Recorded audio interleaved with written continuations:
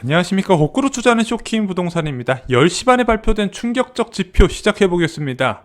자, 아파트 가격 흐름의 변화를 가장 먼저 할 수 있는 방법, 저희가 잠실주공 5단지라 음마아파트 같은 상징성 있는 단일평수 세대수가 많은 재건축 아파트 단지의 흐름을 보라고 말씀드렸습니다. 자, 그런데 그거보다 더 빨리 알 수 있는 방법이 있어요. 바로 물가의 변화가 있는지 살펴보시면 된다는 거죠.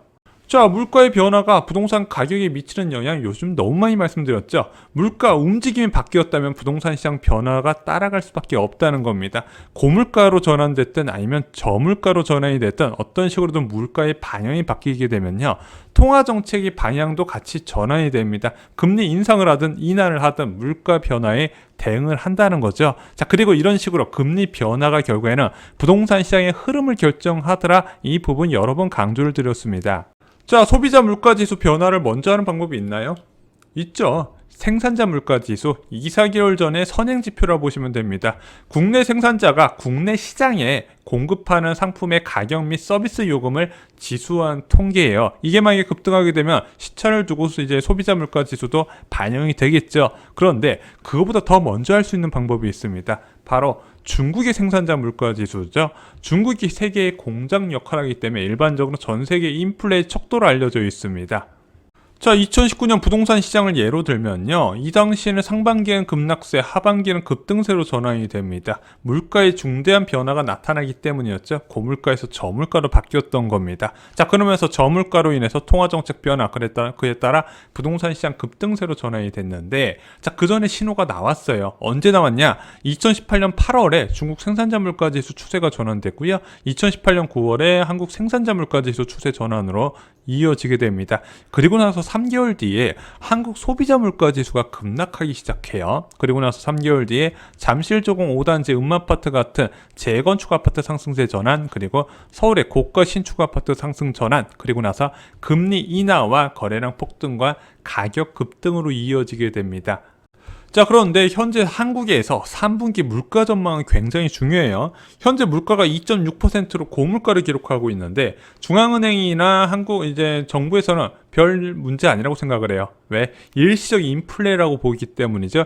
2분기까지 일시적 인플레가 있을 것이다, 3분기부터는 안정이 될 거라고 했는데, 만약에 3분기에 물가 오름세가 지속된다면 당연히 급격한 금리 인상으로 물가 불안 대응을 시작한다는 거죠. 자, 3분기 물가를 미리 알 수가 있나요? 알 수 있습니다. 중국 당국의 생산자 물가지수로 확인이 가능해요. 자, 그런데 지금 한국 생산자 물가지수 4월치까지 발표됐죠. 무려 5.6%였습니다. 근데 6월은 언제 발표되냐? 6월 22일 발표돼요. 너무 늦게 발표되죠. 자, 그래서 중국의 생산자 물가지수를 보면서 3분기 물가를 미리 예상을 해보는 겁니다. 그런데 이 중국 생산자 물가지수가 오늘 발표가 됐는데 전년 대비 무려 9% 급등을 한 겁니다. 미친 수치가 나온 거예요. 9% 급등입니다. 예측치 8.5%를 가볍게 뛰어넘었어요. 자, 생산자 물가지수 9%가 말이 되나요? 굉장히 높은 수치죠. 굉장히 이례적인 겁니다. 왜냐하면 13년 만에 최고치를 기록했거든요. 전 세계 공장이라고 할 수 있는 중국 생산자 물가 지수가 이만큼 치솟다는 거나 전 세계의 인플레 공포가 싹 튼다, 이렇게 받아들이시면 됩니다. 작년에는 마이너스 3.7%까지 내려갔잖아요. 그런데 9%까지 올라갔다는 겁니다. 자, 왜 이렇게 올라갔냐? 석유와 철광석 등의 원자재 가격 급등에 영향을 받은 겁니다. 자, 그럼 3분기 한국 물가는 어떻게 될까요? 앞서 말씀드렸잖아요. 당연히 치솟겠죠. 자, 중국 생산자 물가지수가 9% 뛰었습니다. 그럼 1-2개월 뒤에 한국 생산자 물가지수가 치솟을 수밖에 없어요. 그러면 3분기 CPI에 영향을 받을 수밖에 없는 구조라는 거죠. 자, 게다가 유가까지 지속적인 상승세가 나타납니다. 자, 오늘 지금 원유 가격이 70달러대로 회복을 했습니다. 자, 그러면 이게 왜 문제가 되냐? 지금 2분기 일시적 인플레를 주장했던 사람들의 근거가 바로 전년 동기에 비해서 낮았던 유가를 근거로 하고 있는데, 야, 그러면 3분기 때 유가가 소폭 올라가잖아. 이제 작년 2분기 때는 1,200원대였는데 1,300원대로 올라가니까 좀 안정되지 않겠어, 이런 기대를 했는데 지금 휘발유 가격이 앞으로 더 치솟을 1,600원대 10배까지 올라갈 가능성이 있네. 그러면은 전년 동기에 대비해서 유가의 영향이 소비자 물가 상승률에 높게 영향을 앞으로도 준다는 겁니다. 자, 그래서 유가가 급락하지 않는 이상 인플레는 지속될 거다 이렇게 보셔야 돼요.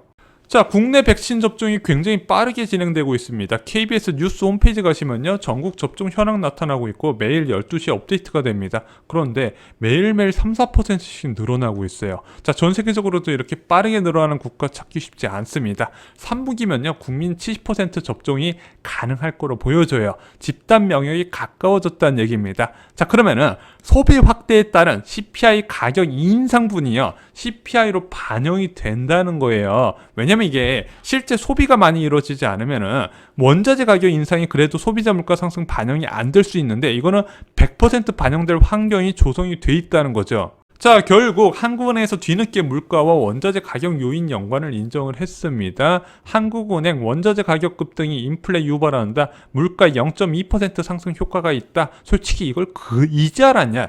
이제 발표한 것도 재밌는 거예요. 자, 기사 내용을 좀 더 살펴보겠습니다. 한국은행이 9일 발표한 국제 원자재 가격 상승 배경 및 국내 경제에 대한 파급 영향 점검 보고서가 있었어요. 여기서 원자재 가격이 10% 상승하면 국내 CPI는 0.2% 오르고 충격 여파는 장기간 걸쳐 지속된다. 그런데 지금 원자재 가격이 10% 오른 게 아니라 50%, 2배 이런 식으로 오르다 보니까 앞으로 더 인상 요인이 누적이 돼 있다는 거죠. 김정석 한국은행 조사국 물가연구팀 차장은요, 원자재 가격 상승에 따른 충격의 여파가 장기에 걸쳐 지속되는 것으로 분석됐다. 향후 경제 정상화 과정에서 생산자 물가 지수, 기대 인플레이션 경로를 통해 물가 상승 압력이 예상보다 커질 가능성을 배제할 수 없다. 이런 보고서를 이제서 내놨습니다. 자, 일시적 인플레를 주장하던 한국은행, 과연 3분기에 물가 불안이 지속되면 어떻게 할까요? 뻔하죠. 예상보다 빨리 그리고 자주 금리 인상을 할 수 있다는 신호로 받아들이셔야 됩니다. 자, 2010년과 너무 판박이로 가고 있습니다. 쇼킹 부동산은 계속 유사성이 있다 강조드렸죠. 금융위기 이후에 경제가 반짝 반등을 하고 원자재 가격 급등세가 생산자 물가지수 급등, 소비자 물가지수 급등을 이끌었으며 지속적인 금리 인상을 불렀더라. 자, 그런데 그때보다 훨씬 심각해요. 왜? 이미 한계치를 넘은 가계부채를 보유한 대한민국, 그리고 부동산은 어떻게 되겠냐 이거죠. 그리고 앞으로 대규모 공급이 누적이 된 상황에서 이런 금리 인상을 맞는다는 건 심상치 않다는 겁니다. 자, 2010년 이런 과정 끝에서 부동산 거품은 붕괴됐습니다. 대한민국 앞으로 어떻게 될까요? 자, 중국 생산자 물가 지수가 13년 만에 최고치로 튀어 올랐습니다. 앞으로 커다란 인플레가 온다는 것을 미리 알 수 있는 내용이었습니다. 자, 지금 백신 접종 확대에 따른 물가 급등 불안, 그것이 결국에는 빠른 정상금리 전환으로 이어질 것이고, 그리고 오랜 기간 이어졌었던 저금리의 종식을 가져올 것이다. 그리고 그 저금리의 종식은 분명히 부동산 시장 거품을 빠르게 없앨 것이다. 여러 번 강조를 드렸습니다. 좋아요, 구독, 공유 꼭 부탁드립니다. 감사합니다.